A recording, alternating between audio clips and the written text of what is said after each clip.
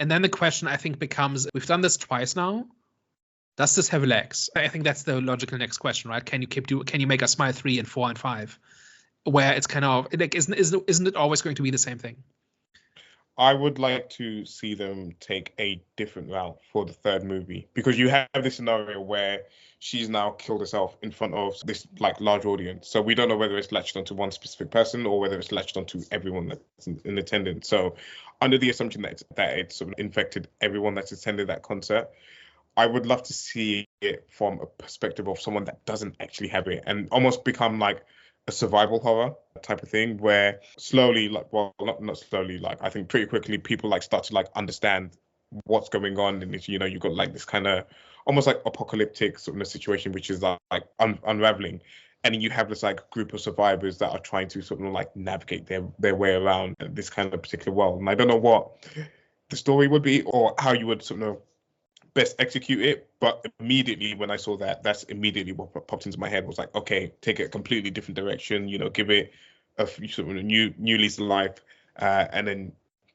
just completely switch up what type of horror it is. And, you know, it could be something, you know, again, it's not something that we haven't seen before. You know, we've seen things like A Quiet Place or Bird Box and stuff like that, where, you know, you have to like avoid doing something to attract sort of the monsters. And I feel like it could be something similar to that, but in a more sort of like in a more sort of a Smile specific way, essentially.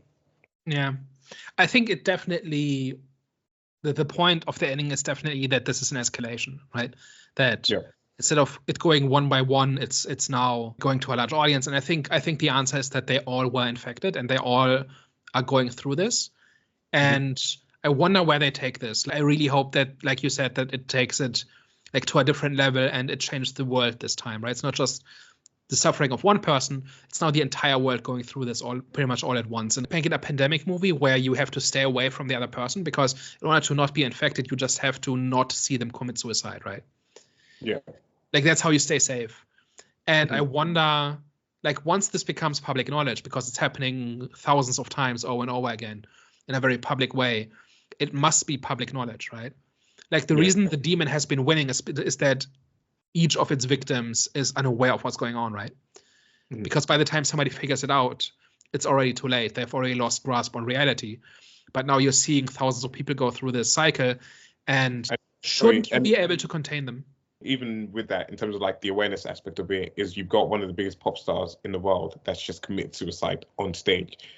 That's going to draw a lot of attention from, you know, a lot of like different police departments, FBI's, that's trying like figure out, because if you like really look into it, you have one person that's committed suicide, or like someone's been witness to it. 7 days later, someone has committed suicide, and someone else has been sort of witness to it, and then you've got this like kind of like long chain of people that, you know, have either seen someone commit suicide or have committed suicide themselves. So I don't think it's too difficult to kind of like piece together as part of what's going on.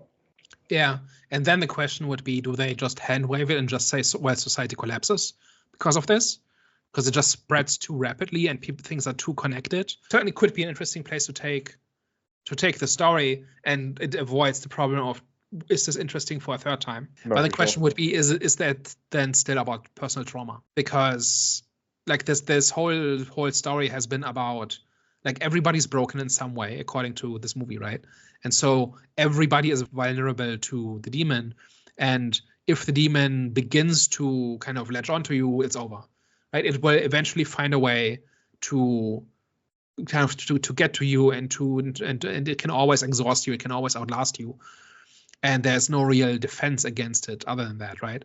And then if you kind of shift the perspective and make it about the uninfected people in a world where almost everybody is infected, is it still about trauma, or are we just making a zombie movie at this point? On one potential sort of way that they can still make it about trauma, it's about how other people project their trauma onto you, per se, as opposed to some of the internal conflicts that you do, because you have like many examples of like sort of, you know, people that were like, you know, people that are like close friends or whatever like that, who maybe going through like loads of difficult times, you know, and just like constantly like trauma dumping and stuff like that. And again, that's probably not the sort of the way that they would handle it in sort of the movie if they chose to go down that road. But you could kind of see where you can maybe have like an element of like how trauma is passed on from like one person to another, especially like in situations where you have like, you know, parent-child dynamics where sort of, you know, parents sort of kind of pouring all of their trauma and like all of their sort of kind of whatever into their children and stuff like that. So you can kind of see how it could be done from that perspective. But like you said, like the first two have been about